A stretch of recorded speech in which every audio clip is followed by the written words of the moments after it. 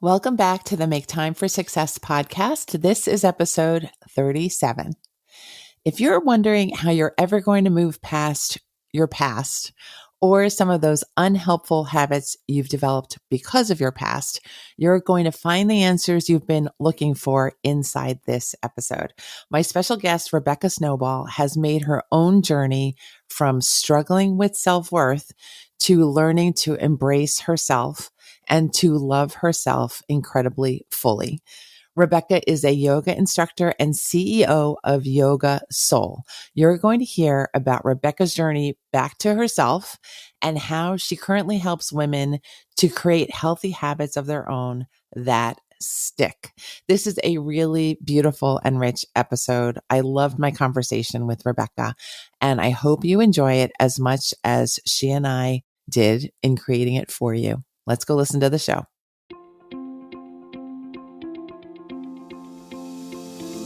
Hi, I'm Dr. Christine Lee, and I'm a psychologist and a procrastination coach. I've helped thousands of people move past procrastination and overwhelm so they could begin working to their potential. In this podcast, you're going to learn powerful strategies for getting your mind, body, and energy to work together so that you can focus on what's really important and accomplish the goals you want to achieve. When you start living within your full power, you're going to see how being productive can be easy and how you can create success on demand. Welcome to the Make Time for Success podcast. Hi there, everyone. I have a major treat for you today because in the house we have Rebecca Snowball. She is a friend of mine for the past few years. We met by fate, I think, when we agreed to be roommates at a conference together. So we met in a hotel room and we've stayed very close. I think we have a lot in common and we both love life. So I think that may be the main connecting point, but we just got along really well. I can't wait for you all to meet her. Welcome, Rebecca, to the show. Thank you, Christine. It is so great to be here. Thank you so much for having me on. And you just took me right back to our meeting place in the hotel room of the Kajabi conference. It was so much fun. And yes, we've just connected ever since. And I'm so grateful for our friendship. Thank you for having me on. Thank you for being here. So let our listeners know a little bit about who you are, what you do, what gets you so excited. I know many things get you excited, but just share some of that with us. Okay. So my name is Rebecca Snowball. I always feel I need to tell people that's my real last name. It's spelled exactly the same. And people used to think it was my yoga name because I'm a yoga teacher, but no, this is my birth name. I've actually thought about changing it to have a more flowy yoga name. But no, Rebecca Snowball it is, and I'm sticking to it. And I started teaching yoga in the year 2000. So it's been, I celebrated 20 years last year and just loving this practice. And I'll just back up a minute because right before coming into yoga, I was a single mom and I had just met the love of my life, didn't know it at the time. And all my insecurities were just surfacing. I was struggling with my self-worth.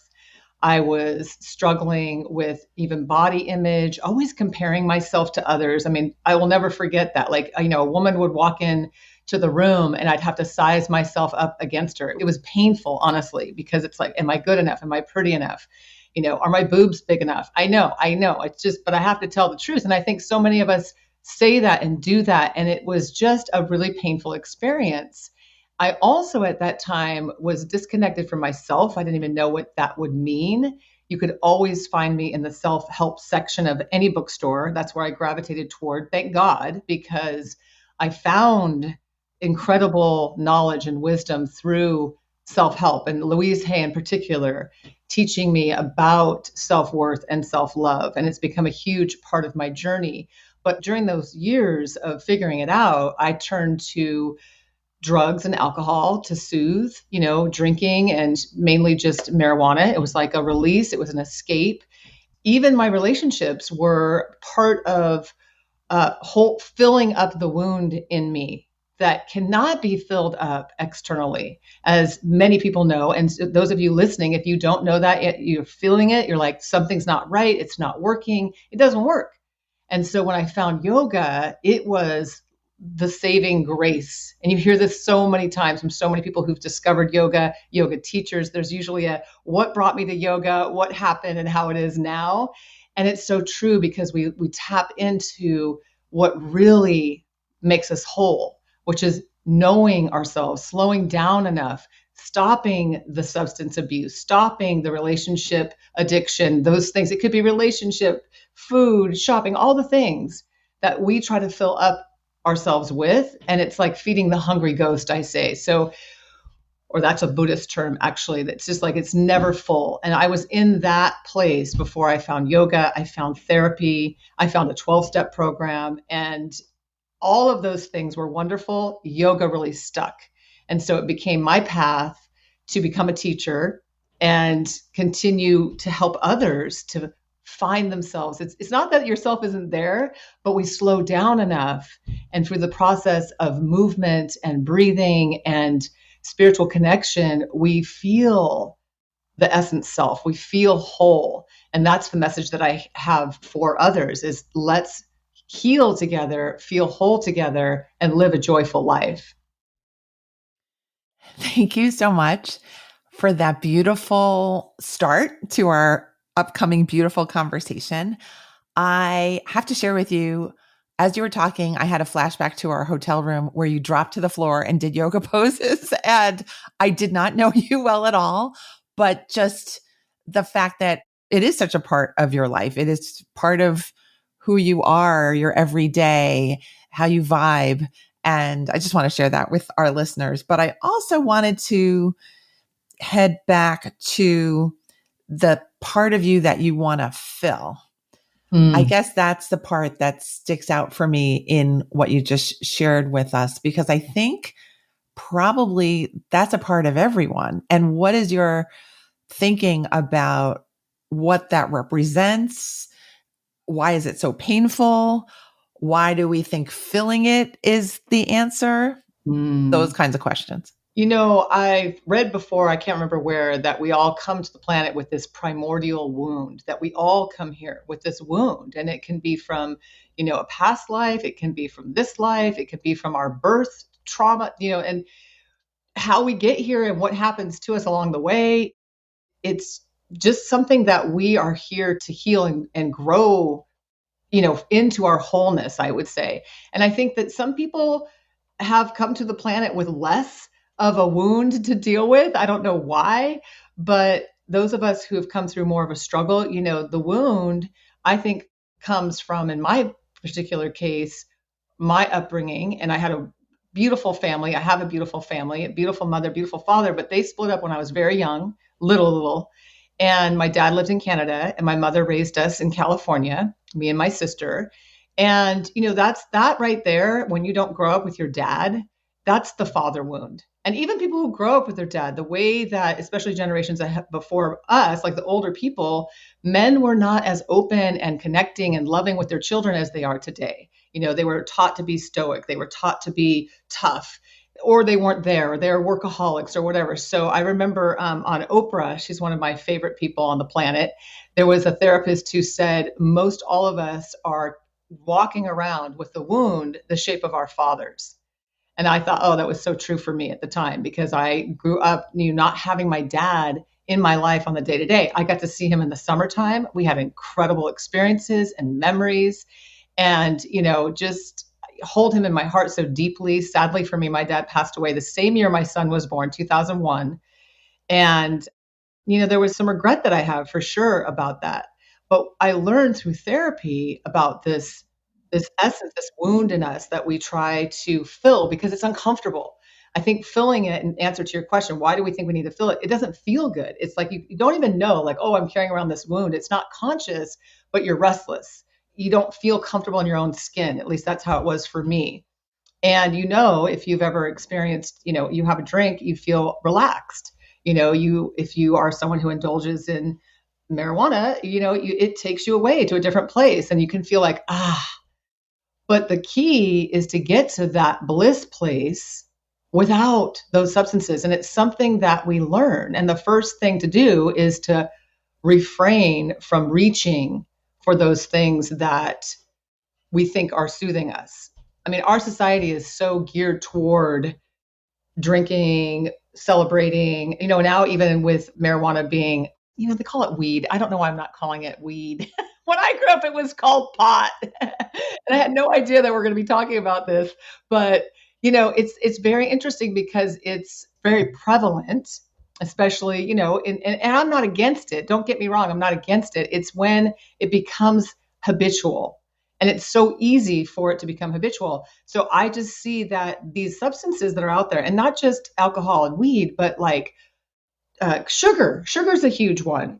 These are addictive substances. So for me, it's not so much about the person, alcoholic, drug addict, sugar addict. Personally, I think it's the substance. They are addictive substances. And when we ingest them, we actually have a chemical response. Dopamine is released in the brain. That's a feel-good chemical. So what I love about yoga is that it also, and cardio, releases the same types of chemicals in our body. So what my mission has been with myself personally and with the women that I teach is to choose those actions that are healthy, that actually give you healthy benefit, where there's not a connection to a substance. So the filling up of the wound, back to your question, I think we come to the planet with a wound, and I think it's our kind of mission to heal it. So first we have to observe it, understand it. Mine was partly to do with the father wound.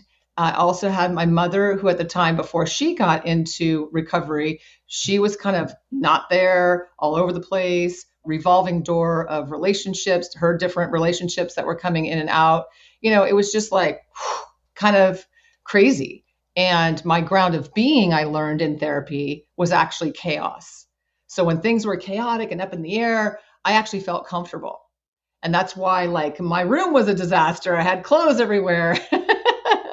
And through the healing process and understanding that, coming back to myself through yoga, through therapy, through knowledge, self-wisdom, svadhyaya is the Sanskrit name for that from yoga, self-understanding and wisdom. It has just been so great to find my center. It's a place where you start to feel comfortable in your skin. You feel whole, and you recognize that your essence self is unchanged by these external circumstances. And it's love, and it's ease, and it's divine light. I hope that answers your question. It was kind of long-winded. Actually, I would say it was perfect. My reaction to listening to you right now is that you are so present and grounded that I don't actually need to be here as an interviewer, because I mean, I'm happy to be here, but that you've got it under control. You've got all the thoughts are connecting and firing all in the right way because you're present and because you know yourself and because you've been there. You've been through the rougher times and you've kind of made it here on your journey to teach now. Thank you. So not long-winded at all. I appreciated every word. Let me ask you about refraining from addictive behaviors, since I know before we pressed record, we used the word habits, and habits are just such an important topic for, I think, this particular podcast, but also in our everyday. Could you share with us how you got to be good at refraining from the not good habits? I know yoga was a part of it. What else was in there? Sure. So for me, it was a 12-step program. And my mom is, she's got a long time in recovery. And I know that she would be okay with me sharing that because it's part of her identity. And she's so vibrant and amazing. And so for me, that was a part of my process, but it didn't stick with me. Like, I am not a sober recovering person at this time in my life. I have a balanced relationship with drinking. And I also can see how it can be a little bit you got to be mindful of it because it can really step in and take over if we're not mindful. So I would say that mindfulness is one of the keys to stopping a bad habit And I personally love Atomic Habits by James Clear. I know that you know who I'm talking about. So for anyone who's listening right now, it's a great book on habit change. It's called Atomic Habits. And he talks about how to create a new habit and how to like release old habits. And so one of the things is if there are those things that you are finding yourself addicted to, like for example, sugar or alcohol, right? To not have it in your house, to make it invisible is one of his keys, which I love. And that's how I operate. We don't have a wine cellar, we don't have alcohol, we don't have a bar in our house. It's not here. And same with sugar. Sometimes I'll let it in, of course. I love myself a good cookie, let me tell you. And I love ice cream. But if I have it in the house all the time, I'm going to eat it every day. So when I know that I need to take a little cleanse, a little time off, I make sure all of that stuff is out of the house. And so I actually lead a vibrant body cleanse for my women because we all need this. And when we do that, we get all of the things that we don't want to be eating out of sight, out of mind, out of the way.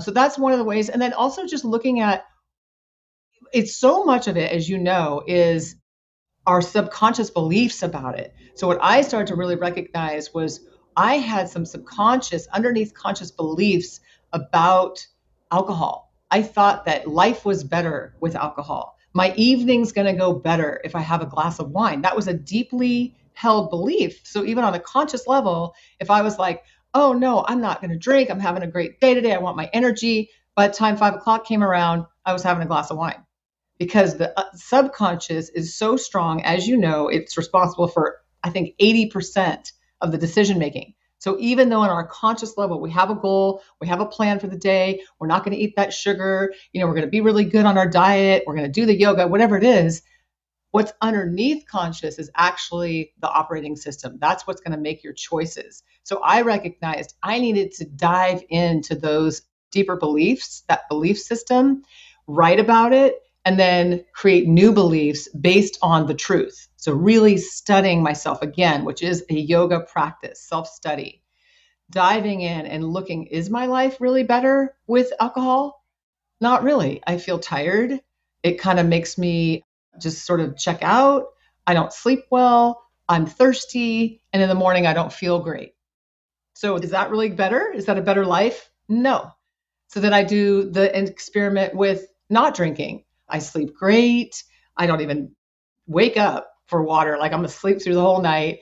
The next morning, I feel invigorated. I'm singing. So for me, when I really see the truth of it, I say, oh, okay, not drinking is actually where my energy is. It's where the joy, the energy, the beauty, all of the things, it's where the good life is. So it really does demand that we change our mind. Thank you for that. Examination, mindfulness, incredibly important, I think, for all habit change, not just recovering from addictions or shifting away from addictions. And I think sometimes we get in the habit of thinking our habits are there for good. We just forget that we have so much power in every day to say, I need a shift. I need a change. I'm just going to stop this. I'm going to not do this as much or for as long. That these shifts can be really tiny, but they can change everything. So I just wanted to put that in there because I think that's important to mention too. And I love that you bring that up because the power of change and what helps us to change. One of the things that I've noticed after working with hundreds of women, and we have a membership program where we help women to create new habits and break old habits. And what I have found is that there are 3 C's that make change much more possible. And the first C is commitment, to really sit down and look at what are you committed to and write it out. First name, last name. I, Rebecca Snowball, am committed to. So those of you listening, this is such a great, powerful tool. If you're struggling with any of these things we've been talking about, if you know that you want to start eating healthy, drinking healthy, being healthier, write down a commitment statement. I, your first and last name, am committed to, and then write it out. Alcohol free, sugar free, whatever it is for you, and then add in there so that. Why is it that you're wanting this change in your life? So that I can lose weight and feel energized and know that I am taking care of my health, write it out. You can start out with a longer kind of little paragraph, and then you can minimize it down to like one statement that you can hang on your mirror in the bathroom or somewhere where you can see it, recite it out loud. So that's commitment. That's the first C.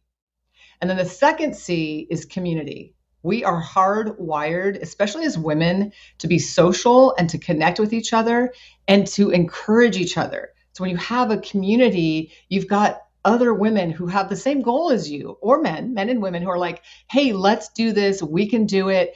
What's going on for you today? Thanks to social media, we can connect on Facebook so easily, or other forms of social media. And we can reach out and say, hey, I'm struggling with this. Who's got a minute? And we're jumping on the phone with someone to say, let's stay on the phone together because I don't want to eat that ice cream and that, that cookie that's calling my name all day. Let's do something different. Let's go to yoga, right? Let's go for a walk. And community really makes a difference, because then the other part that happens with community, when you show up as a leader in there and you say, hey, I got this great recipe for this delicious, gluten-free, lectin-free, super healthy salad. You're going to love it. Here it is. When you show up to give some of the things that you're learning, you take on the strength, and then you actually become more committed because you've got other people now who are kind of starting to lean on you. So community makes a huge difference. And then the final C is consistency. And this is the one that people get really challenged by. As I said, I've worked with hundreds of people, and I've interviewed hundreds of mainly women to say, what is your biggest struggle when it comes to changing your habits? And they have told me two of the top ones. Number one is consistency. And the second one is I don't have time, is what they say. So being consistent is the number one. And when you're consistent, which is really interesting, it means that you are in congruency with what you want. And that's such a cool way to think about it. We think, oh, it's doing it over and over again and making it a habit. Well, if you look at the heart of the word, I love to look at root words. If you look up consistency, it's being in harmony, in agreement with yourself. So you say, I want this thing, and then your actions are in agreement with your commitment. They're in agreement with what you're wanting. And so because you've got that big commitment statement, that big why, you keep showing up. And the smallest little step is all you need to take, because those little tiny steps are going to lead to the big changes in your life. They're like little guardians, right? They keep you in that zone so you don't really stray. I think that's the difficulty with procrastination, because you're never in the zone if you're procrastinating. You're always like in the next room, on the next planet. You're so far away from where you need to be feeling that tension, or those little guardians, or those little habits that do get you to start. You're just not thinking about them. You're spending your time thinking, I need to be safe. I need to be away from my fears. And consistency really helps, because it is habit. It is positive habits.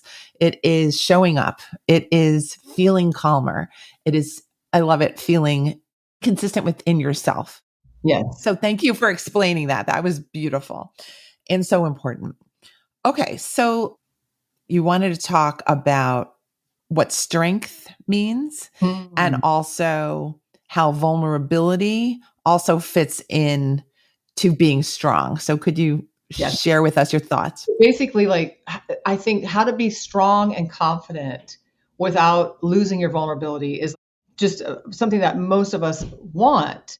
But again, it comes to, what do we think when we say vulnerability? And it can mean to people, a lot of people, weakness, being open, being susceptible to injury, being susceptible to attack. I don't want that. But when we look at vulnerability from the place of relationship, from the place of being human and being on earth, honestly, we cannot have intimacy unless we let our guard down, unless we soften and we're open. And this is amazing to witness and to watch in your life. So we've been taught how to be strong, how to be confident.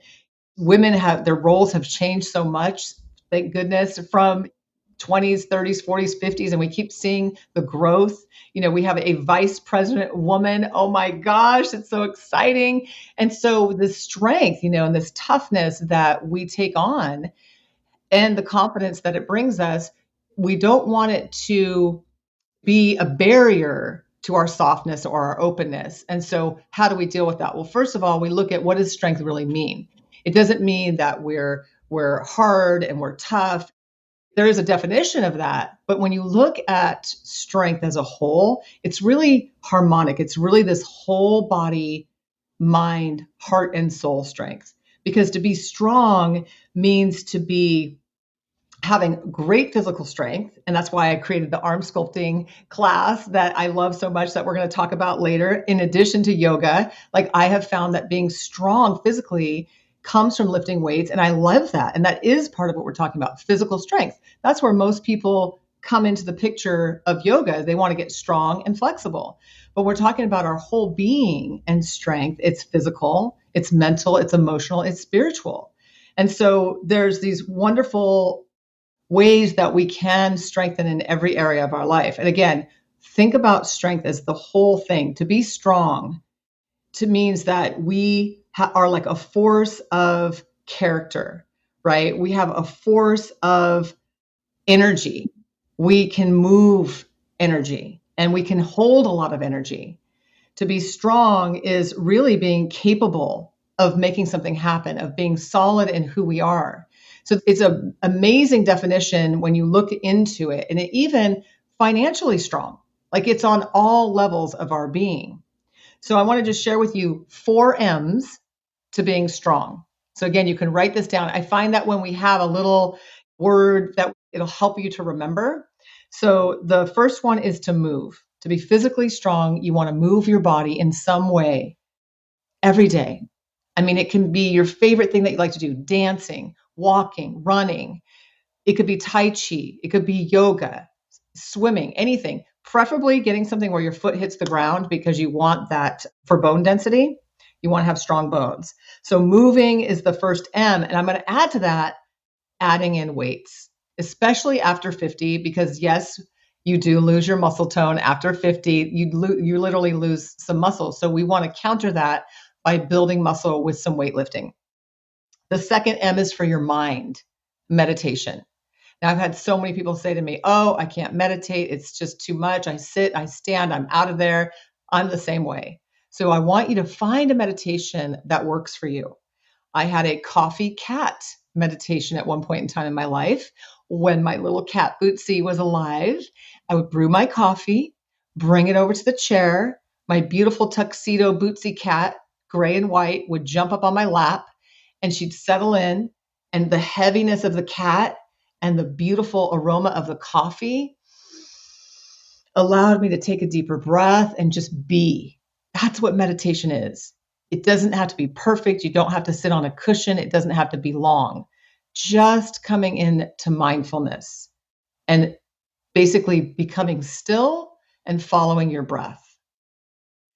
The other piece I want to add to meditation is you can use an app like Insight Timer. There's so many ones that you can follow that are guided, and there's also just a little music you can put on and put it on for 2 minutes. Start with 2 minutes, right? Small and easy. Make it easy, make it available, and just start.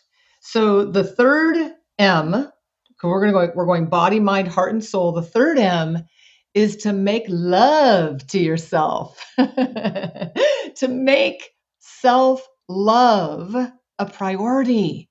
Like this is where my shift happened for me so much when I got that book on that self-help shelf from Louise Hay, You Can Heal Your Life. I started making self-love and affirmations a practice. And of course, that was many, many years ago. So it's very second nature for me now. But I want you to find one way that you can practice self-love. Looking in the mirror and saying, I love you is the easiest way. You can do it right after listening to this podcast. You can do it while you're listening. Look in and say with feeling, I love you, because you are an amazing, beautiful spiritual being and you deserve your own love. Lastly, spiritual practice. There's many different ways. We're going to stick with the M's here. Mantra. So mantra is basically the Sanskrit word for affirmation. What is your power mantra that connects you to your spirit? I am love being loved. That's a mantra. That's an affirmation. There also are Sanskrit mantras that you chant in this Indian language that are beautiful, that as you repeat them, they take you out of monkey mind. They take you out of, oh my God, what if, and why didn't I do this? And all of the stuff that we do to ourselves. And they stop that. And you get more connected to the moment and connected to higher essence, whether that be nature, God, goddess, universe, spirit. It's mantra. So those are the 4 M's. I'll say them again. Move for your body, meditate for your mind, make self-love a priority, and practice mantra or chanting for your spiritual connection. Thank you for that. I love the mnemonics and I love how you've put it all together because really you're right that if you're leaving one part of it out, like you're forgetting to love yourself, you're doing all the exercising and the weights, but you're still critical of yourself or you're worried about how you're fitting in your crowd, you're going to drain that potential you have to feel really strong and to act strongly in your life. And you're this wonderful example of how strength is so beautiful and so full of purpose and connection and focus. You've got all this going on for you. So I love you. Thank you for describing all of this. I had another question. Let's go to vulnerability again. And let's say, what would you say to someone who says, I make these efforts, but I keep feeling like I don't quite get there. I don't quite trust enough. And I'm still on the other side of this transformation into being really myself, into knowing myself. What would you share with that woman or man? I would say that that's part of the process and that's totally normal. And we all are, we're never going to be perfect on this journey, and that's not the point. And really, like the stillness, the meditation allows us to connect in with ourselves. I think part of it too for people is there's a little bit of a fear. If I let my guard down, what's going to happen? And I think also, I think about my husband when I think about this right now, because for so long, for so many years, like he didn't cry the way I cried. You know what I mean? I just wanted him to have like a really good cry. And as we're getting older, like he definitely does for sure. But I think part of it for him was like, if I let my guard down and I let this out, I don't know if it's ever going to stop. The tears, the feeling, the emotion, that's a real thing. Like, oh my God, there's so much in there. And so what I actually allow myself to do, usually when I'm alone, sometimes, well, it doesn't really matter if I'm alone or not, but if something triggers me, like this past year long pandemic, there'd be such stories, especially, just in the beginning, that would just be so emotional, painful. And I would just like thinking about it right now, I'm getting tearful because I can just get right to it, but I would just let myself feel it and just hold my head in my hands and just sob. Because I feel like, and if you can't get there, that's okay. Some people can't. But if you do have that, if you can give yourself that gift of just like a good cry, you don't even have to know why you're crying. You're just feeling the heart of the world, and it's okay. There's a lot of pain, but there's a lot of love. And if we allow ourselves to feel that and then let it go, it's like the water element, second chakra, feel your feelings. It like releases something from you and allows you to be more open, is how I think about it. So maybe you'll have some moments where you feel yourself holding because you don't want to get emotional. If you can give yourself permission to let it out, to have a good cry, it's going to feel really good. If that's not available, I would say, you know what, just be patient, just be willing, and you can ask yourself a wonder question. I wonder, what would it be like for me to let down my guard and really be open? And you don't have to, the answer on wonder questions, it's not you're trying to find the answer. You're opening it up to the universe, to your brain.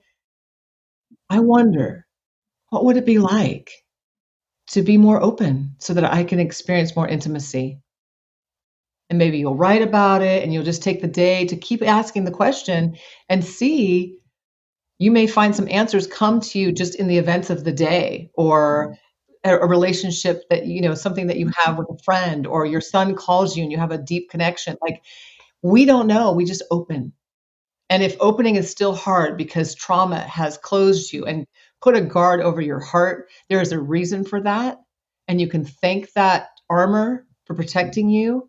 And you can just say, I'm willing to continue this process of opening, and I'm patient. Be patient. Wow. Thank you so much for sharing your understanding of our process as human beings, as wounded beings. I love you. And I love what you've shared with our community here. And I am also thinking, wow, it must be so powerful to be your yoga student. So please describe now how our listeners can start to work with you, how they can find you and follow you. Absolutely. Thank you so much. I love it so much. And Zoom live streaming yoga has saved me and my students this whole last year and a half. And we're continuing to meet virtually. And as ready, we'll meet in person as well. But the Zoom yoga has been phenomenal. And right now, one of the things that everyone is loving is this arm sculpting class that I told you about earlier. So I created a 30-day arm sculpting challenge because my gym closed and I was really loving doing the weights again. And it's so empowering. It makes my chaturanga stronger, which for those of you who don't know yoga, it's like the challenging little push up where you don't actually push up and you hold it. And everything gets stronger. So it feels really good. So the arm sculpting is fun.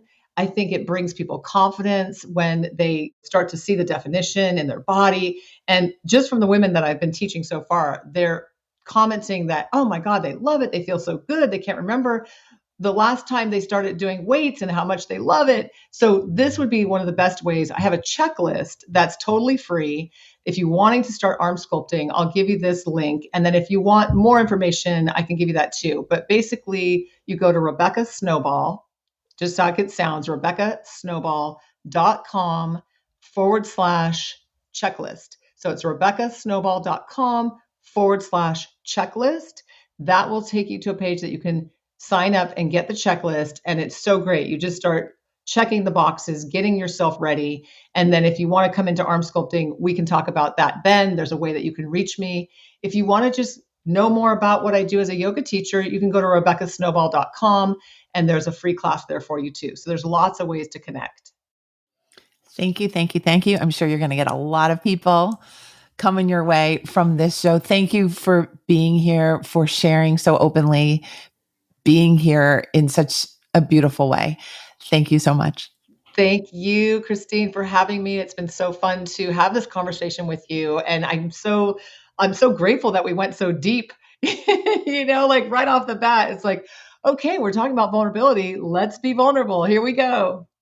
We have a good connection between us, I think. And I think you were just ready to go. So thank you so much. Appreciate it. Thank you. Bye, everyone. See you next week. Thank you for listening to this episode of the Make Time for Success podcast. If you enjoyed what you've heard, you can subscribe to make sure you get notified of upcoming episodes. You can also visit our website, maketimeforsuccesspodcast.com, for past episodes, show notes, and all the resources we mention on the show. Feel free to connect with me over on Instagram too. You can find me there under the name Procrastination Coach. Send me a DM and let me know what your thoughts are about the episodes you've been listening to. And let me know any topics that you might like me to talk about on the show. I'd love to hear all about how you're making time for success. Talk to you soon.